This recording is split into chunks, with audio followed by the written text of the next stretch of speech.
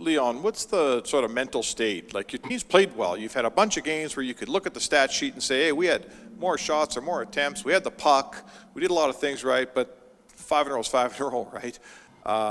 What's the state inside with you guys? How are you feeling? Yeah, I mean, I think when you're slumping, everything seems so much harder, right? Every puck doesn't go in. Seems like you can't score. It seems like you can't make a play.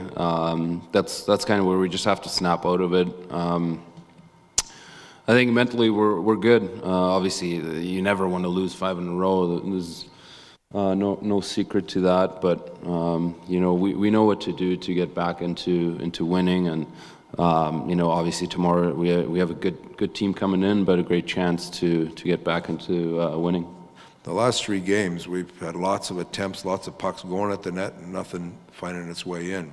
So you got to keep some of that. Now, that being said, there's opportunities. Like, if you look at, we have 5 or 6, I would call grade A opportunities, with some with open nets and missed the net or hit a foot or something like that. So there's times when you just, as much as you feel like you want to hammer the thing in the back of the net, it's not going in for you. That's where we've been at the last 3 games a little bit. So you got to stay with it. That's what we talked about in practice today. You got to stay with it. Go to the net hard, finish hard. It starts out there, and then hopefully that translates in the game. Some of our issues right now, I feel like we're bringing on ourselves. You know, there's I have a saying I use all the time: every play counts. So there's simple plays that just aren't getting made, or where it's a play that should be a play allow us to flow the game the right way, and we're bobbling pucks or missing a guy. So you have to address some of that. Like, every play has to count. But ultimately, there's some things in the game that we like that we're doing, and so you have to continue to push that. And, you know, so it ends up being like a 50-50 balance. A lot of times there's some structure stuff you have to clean up.